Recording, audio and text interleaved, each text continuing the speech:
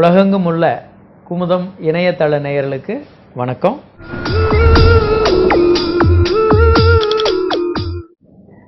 இன்றைக்கு ஒரு புதிய விஷயத்தை நம்ம பார்ப்போம். ராஜேந்திரன் திருச்சியிலிருந்து ஒரு கேள்வியை நமக்கு அனுப்பிச்சிருக்காரு. எனக்கு திருமணமாகி 2 வருடங்கள் ஆகிறது. தாம்பத்திய உறவில் நான் ஈடுபட்டு இருக்கேன். ஆனால் குழந்தை பேர் இது வரைக்கும் இல்லை. அதற்காக ஒரு மருத்துவரை அணுகணும். அவர் என்னுடைய விந்து பரிசோதனையெல்லாம் பண்ணிட்டு விந்தணுக்களே இல்லை, உயிரணுக்களே உள்ளே இல்லை அப்படின்னு சொன்னார். எனக்கு மிக மிக பயமாயிடுச்சு. எனக்கு ஆண்மை குறைவு இருக்கா, அதுலேருந்து எனக்கு தாம்பத்திய உறவில் ஈடுபடுறதுலையும் ஆர்வமோ அல்லது முயற்சியில் தோல்வியும் வந்துக்கிட்டு இருக்கு. ஆர்வமும் இல்லை, ஈடுபட்டால் என்னால் அதில் சிக்கல்களும் வருது, என்னால் முடியலை. இதுதான் ஆண்மை குறைவா அப்படின்னு கேட்டிருக்காரு. இந்த மாதிரியான பல கேள்விகள் பலருக்கு வருது. ஆண்மை குறைவுன்னா என்ன, அதுக்கும் விந்துக்கு என்ன பிரச்சனை, இதுதான் ஆண்மை குறைவா அப்படின்ற கேள்வியில் பலருடைய மனதில் ஓடிக்கொண்டே இருக்கு. ஆண்மை குறைவு என்பது வேற. ஒரு ஆண் தாம்பத்திய உறவில் ஒரு பெண்ணோடு ஈடுபடுவது என்பது ஆண்மை அப்படின்னு சொல்கிறான். ஆண்மை குறைவு என்பது அவர் தாம்பத்திய உறவில் ஈடுபடும் போது முழுமையாக ஈடுபட முடியுதா இல்லையா என்பதை வைத்து தான் அது ஆண்மை இருக்கா இல்லையான்னு சொல்கிறோம். பல பேருக்கு அவரால் ஈடுபட முடியாது. முதல்ல ஆரம்பத்திலேயே விரைப்புத்தன்மை போதுமான அளவுக்கு இருக்காது, இல்லை விரைப்புத்தன்மை முழுமையாக இருக்கும். ஆனால் அவர் தாம்பத்திய உறவில் ஈடுபட்டு அதை முழுமையாக 2 பேர் இன்பமடைகிற அளவுக்கு இல்லாமல் இருக்கலாம். விரைப்புத்தன்மை பாதியிலே குறைஞ்சிடலாம். இது ஆண்மை குறைவுன்னு சொல்கிறோம். குழந்தை இல்லை அப்படின்றவங்களுக்கு விந்து திரவம் இருக்கும். சில பேர் விந்து இல்லைன்னா விந்து திரவமே வராதுன்னு நினச்சோங்க. விந்து திரவம் வரும், அதில் ஊர்ந்து செல்லக்கூடிய அணுக்களுடைய எண்ணிக்கை இருக்காது, அணுக்களே இல்லாமல் இருக்கும். இவர்களுக்கு ஆண்மை குறைவு இல்லை அப்படின்னு அர்த்தம் இல்லை. ஆண்மை குறைவுக்கும் இதுக்கும் எந்த சம்மந்தம் இல்லை. சில பேர் தாம்பத்திய உறவில் நல்லா பண்ண முடியும், விந்தணுக்கள் இருக்காது. சில பேர் விந்தணுக்கள் நன்றாக இருக்கும், ஆனால் தாம்பத்திய உறவில் ஈடுபட முடியாமல் இருப்பாங்க. அவங்க தான் ஆண்மை குறைவு. சில பேருக்கு ரெண்டுமே இருக்கலாம், ஆண்மை குறைவும் இருக்கலாம், விந்தணுக்களும் இல்லாமல் இருக்கலாம். மற்ற பெரும்பாலான தம்பதிகள் ரெண்டுமே பிரச்சனை இல்லாமல் நார்மலாக இருப்பாங்க. விந்தணுக்களும் நல்லா இருக்கும், தாம்பத்திய உறவும் நல்லா பண்ணுவாங்க. அவங்களுக்கு தான் சாதாரணமாக எந்த பிரச்சனையும் இல்லாமல் குழந்தை பிறக்கிறது.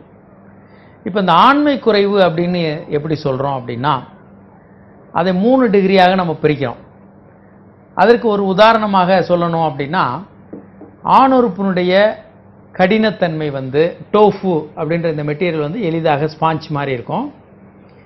இந்த மாதிரி இருக்கிறது கிரேட் 1 அப்படின்னு சொல்கிறோம். இது ஆணுறுப்பு கொஞ்சம் பெரிதாகும், ஆனால் விரைப்பாகாது, தாம்பத்திய உறவு கொள்ள முடியாது. அதான் டோஃபு. இதுதான் இது ஸ்பாஞ்ச் மாதிரி. 2வது டிகிரி அப்படின்றது இந்த உரித்த பழம் போல் இருக்கும். இதில் தாம்பத்திய உறவு கொள்ளலாம், ஆனால் முழுமையான ஒரு பெனிட்ரேஷன் இருக்காது. சில நேரம் இடையிலேயே குறைப்பு குறைஞ்சிடலாம், முழுமையான தாம்பத்திய உறவு இதில் கொள்ள முடியாது. 3வது டிகிரி அப்படின்றது நம்ம எதை சொல்கிறோன்னா, ஒரு வாழைக்காய் மாதிரியான ஒரு இதை இருக்கணும். வெள்ளரிக்காய் உதாரணத்துக்கு ஒரு வெள்ளரிக்காய் மாதிரியான ஒரு விரைப்புத்தன்மையோடு இருக்கும். இது கிரேட் 3. இதில் தாம்பத்திய உறவு நன்றாக பண்ண முடியும், அதிலெல்லாம் எந்த விதமான பிரச்சனைகளும் வராது. ஆனால் ஒரு முழுமையான விரைப்புத்தன்மை என்றது தோளோடு இருக்கக்கூடிய வாழைப்பழம் போல் இருக்கிறது தான், கெட்டியாக இருக்கிறது தான் முழுமையான விரைப்புத்தன்மைன்னு நம்ம சொல்கிறோம். இவங்க இது எளிமையான உதாரணத்தோடு நீங்கள் புரிஞ்சு கொள்ள முடியும். இது கிரேட் 4. இதுதான் ஒரு இளைஞர்களுக்கு வரக்கூடிய விரைப்புத்தன்மை. சில நேரங்களில் வயது ரொம்ப ஆகும்போது அந்த விரைப்புத்தன்மையினுடைய அளவு கொஞ்சம் ஒரு வெள்ளரிக்காய் போன்ற அளவுக்கு குறையலாம். விரைப்புத்தன்மை 4 என்பது ஒரு வாழைப்பழம் போல், தோளோட கூடிய வாழைப்பழம் போல் இருக்குது தான் 4வது கிரேடுன்னு சொல்கிறோம். இது முழுமையாக இவங்களால் திருப்தியாக தாம்பத்திய உறவு கொள்ள முடியும். ஸோ இந்த 4 கிரேடில் முதல் 2 கிரேட் இருக்கவங்க கண்டிப்பாக ட்ரீட்மெண்ட் தேவை. அது ரெண்டும் தான் ஆண்மை குறைவுன்னு சொல்கிறோம். கிரேட் 3ன்னு சொல்லி இந்த வெள்ளரிக்காய் போன்ற அளவுக்கு விரைப்புத்தன்மை இருக்கவங்களுக்கு சில நேரங்களில் ட்ரீட்மெண்ட் தேவைப்படலாம். ட்ரீட்மெண்ட் இல்லாமலும் அவங்க தாம்பத்திய உறவில் ஈடுபட முடியும். இந்த மாதிரியாக ஆண்மை குறைவு உள்ளவர்களை சரி செய்வதற்கு நவீன பல்வேறு கருவிகள் இருக்குது, நவீன சிகிச்சை முறைகள் இருக்குது, வாய்வழி மாத்திரைகள் இருக்குது, மருந்துகள் இருக்குது, சில இன்ஜெக்ஷன்ஸ் இருக்குது, ஹார்மோன் இன்ஜெக்ஷன்ஸ்கள் இருக்குது. இப்போ ஹார்மோன் குறைவுனால ஒருத்தருக்கு ஆண்மை குறைவு வருதுன்னா ஹார்மோன்கள் இன்ஜெக்ஷனாக கொடுக்கலாம். அவருக்கு மற்ற பிரச்சனைகள் எதுவும் இல்லை அப்படின்ற பட்சத்தில் வாய்வழியாக மாத்திரைகள் இருக்குது. எல்லாருக்கும் தெரிஞ்ச வயக்ரா போன்ற மாத்திரைகள் இருக்குது, சியாலிஸ் போன்ற மாத்திரைகள் இருக்குது, பல்வேறு நவீன வார்டனஃபில்னு ஒரு மாத்திரை வந்திருக்கு புதிதாக. இன்னும் நிறைய மாத்திரைகள் புதிதாக வந்து கொண்டு இருக்கிறது. இதை தவிர காற்றழுத்த சிகிச்சைன்னு ஒன்று இருக்குது. ஆணுறுப்பின் மேலே காற்றழுத்த அந்த எந்திரத்தை வச்சு ஒரு வேக்யூம் கிரியேட் பண்ணுவாங்க. அப்போ ஆணுறுப்பு விரைப்படையும். ஒரு ரப்பர் பேண்டை ஆணுறுப்பினுடைய அடியில் போட்டுட்டு அவங்க தாம்பத்திய உறவு கொள்ள முடியும். அதனால் அவங்களுக்கு முழுமையான இன்பம் கிடைக்கும். அடுத்ததாக ஊசிகள் இருக்குது.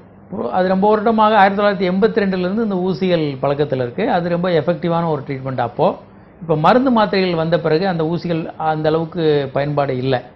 கேவர்ஜெட், பெப்போவரின் போன்ற இன்ஜெக்ஷன்கள் இருக்குது. ஆணுறுப்பின் அடிப்பகுதியில் இந்த இன்ஜெக்ஷனை போட்டு சிறிது நேரத்தில் ஒரு 10 நிமிடத்தில் நன்கு ஒரு விரைப்புத்தன்மை இருக்கும். அவங்க ஒரு முழுமையான தாம்பத்திய உறவில் ஈடுபட முடியும்.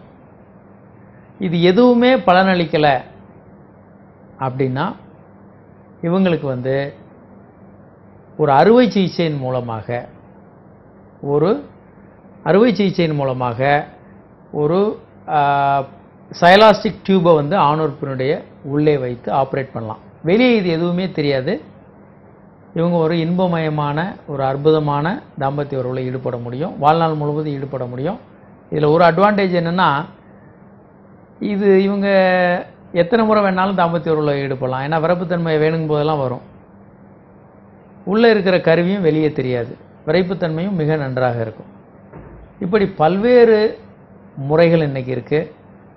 ஒரு ஆணை பொறுத்த வரைக்கும் இன்றைக்கு ஆண்மை குறைவு என்ற பிரச்சனையை முழுமையாக குணப்படுத்தலாம். அதே மாதிரி நண்பர் சொன்னது போல் விந்தணுக்கள் இல்லைன்னா என்ன பண்ணலாம் அப்படின்னா, முதல்ல சில டெஸ்ட்டுகள் பண்ணணும். FSH என்ற ஹார்மோன் எப்படி இருக்குது, விரைப்பையினுடைய அளவு எப்படி இருக்குன்னு பார்க்கணும். அதுக்கப்புறம் தேவையானால் விரைப்பையிலேருந்து ஒரு சின்ன துளியை எடுத்து டெஸ்ட்டுக்கு அனுப்பணும். விந்தணுக்கள் உள்ளே இருக்குதா இல்லையான்னு. விந்தணுக்கள் உள்ளே இருக்குது அப்படின்னா நவீன சிகிச்சை முறைகள் இருக்குது. இந்த விரைப்பையில் இருக்கக்கூடிய 1-2 விந்தணுக்களை எடுத்து அவருடைய மனைவியினுடைய கருமுட்டையை வெளியே எடுத்து ஒவ்வொரு கருமுட்டையிலையும் ஒரு விந்தணுவை இன்ஜெக்ட் பண்ணி கருவாக்கம் செய்து கருவை கர்ப்பப்பையில் கொண்டு போய் விட்டோம்னா அது கருவளர்ந்து குழந்தையாக அவங்க பெற முடியும். இந்த நவீன சிகிச்சையெல்லாம் ஒரு 10-15 வருடங்களுக்குள்ள டெவலப் ஆனது. அதனால் இன்றைக்கி குழந்தை பேர் இல்லைன்னு யாரும் கஷ்டப்பட வேண்டாம். விந்தணு இல்லைன்னு இருந்தாலும் அவங்களுக்கு பல்வேறு சிகிச்சை முறைகள் இருக்குது. ஆண்மை குறைவு முழுமையாக குணப்படுத்தக்கூடியது. அதனால் உங்களுக்கு எந்த பிரச்சனையாக இருந்தாலும் நீங்கள் மனம் தளர வேண்டாம். அதற்கான தகுதியான மருத்துவரை அணுகி நீங்கள் சிகிச்சை பெற்றீங்கன்னா உங்களுக்கு முழுமையான ஒரு குணம் கிடைக்கும். எல்லா பிரச்சனைகளையுமே சரி செய்யக்கூடிய பிரச்சனைகள் தான்.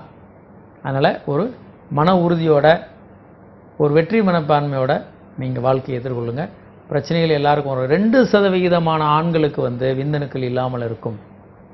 இது நல்லா ஞாபகம் வச்சுக்கோங்க. உங்களுக்கு மட்டும் வாழ்க்கையில் இந்த பிரச்சனை வரல. 2% ஆண்களுக்கு விந்தணுக்களே இருக்காது. அவங்களுக்கு பல்வேறு நவீன சிகிச்சைகள் தான் துணை செய்யும். 20% ஆண்களுக்கு ஆண்மை குறைவு இருக்கும். 70% ஆண்கள் சீக்கிரம் விந்து வெளியேற்றி மனைவியோட வெறுப்புக்கு ஆளாகிறாங்க. இப்படி பல்வேறு குறைபாடுகள் பிரச்சனைகள் இருக்குது. 90% பெண்களுக்கு மேற்பட்டவர்கள் ஒரு தாம்பத்திய உறவில் உச்சகட்டம் அடைவதில்லை. ஆனால் இது எல்லாமே சரி செய்யக்கூடிய பிரச்சனைகள். இது எல்லாத்தையும் சரி செய்து ஒரு இன்பமயமான காதலுடன் கூடிய வாழ்க்கையை வாழ்நாள் முழுவதும் நம்ம வாழ முடியும். வணக்கம்.